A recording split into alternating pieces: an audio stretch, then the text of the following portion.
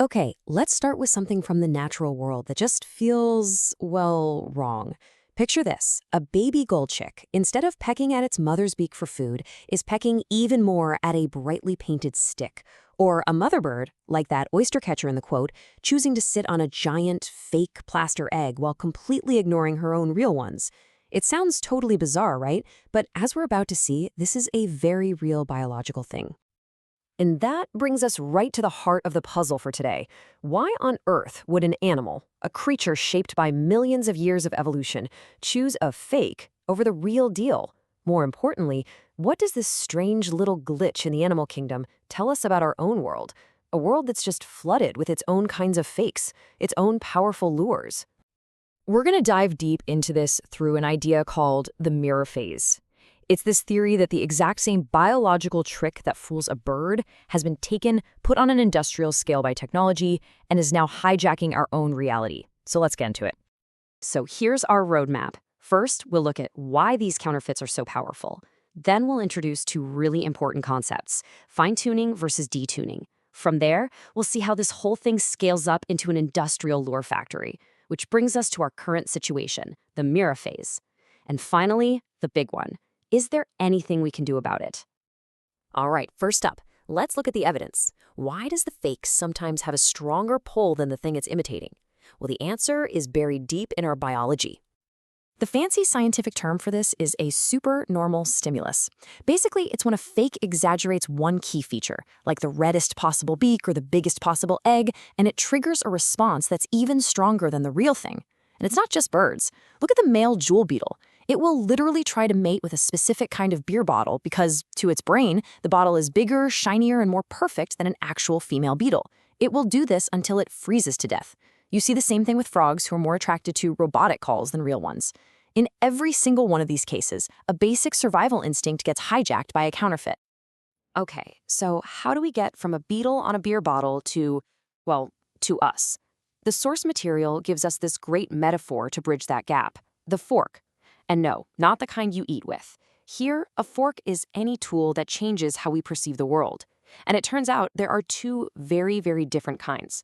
One helps, and the other, well, the other really hurts. So first, you have the fine-tuning fork. Think of this as a good faith guide. It's a small, honest cue that's meant to calibrate you to reality, not pull you away from it. Education is the classic example. It gives you frameworks to better understand the world.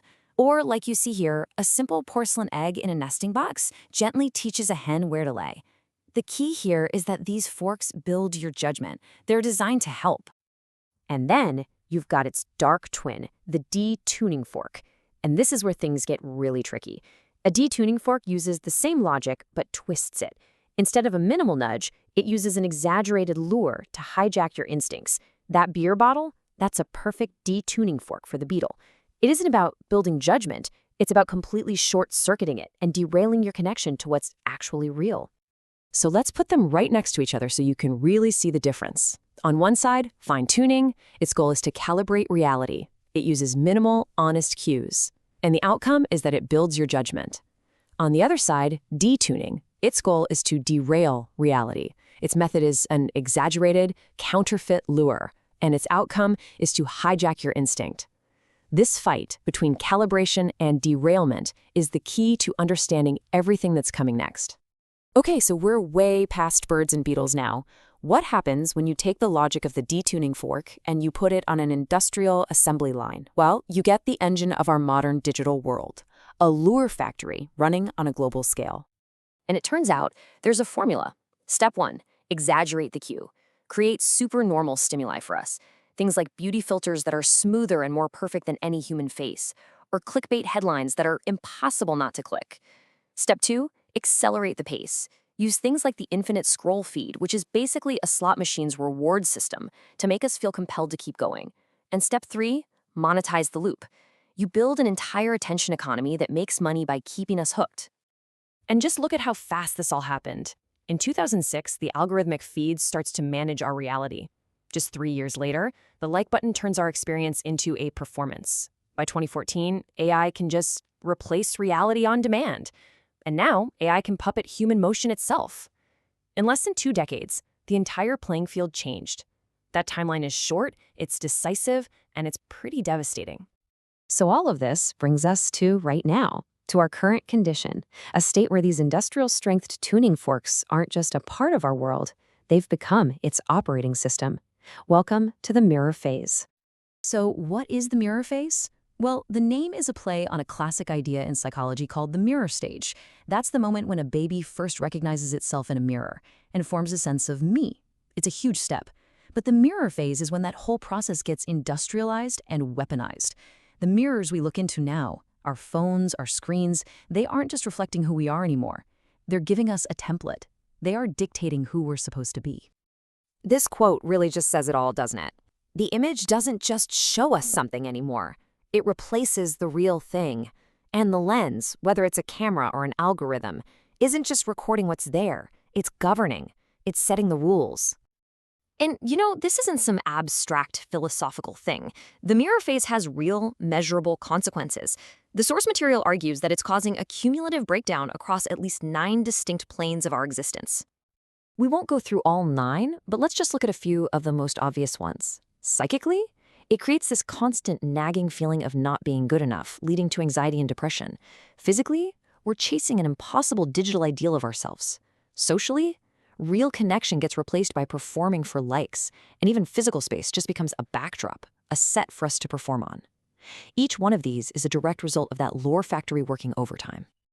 So if that's the diagnosis, what's the treatment? The idea here isn't to just smash all the mirrors. It's about making them answerable to us. It's about restoring something that these industrial lures have been designed to destroy. And here it is. This is the core mechanism. The real power of these detuning forks is that they completely abolish the delay between seeing something and making a judgment about it. The infinite scroll, the filter, the notification, they're all designed for an immediate gut-level reaction. They short-circuit our ability to think, to consider, to have any doubt. So how do we get that delay back? It's going to take some pretty big structural changes.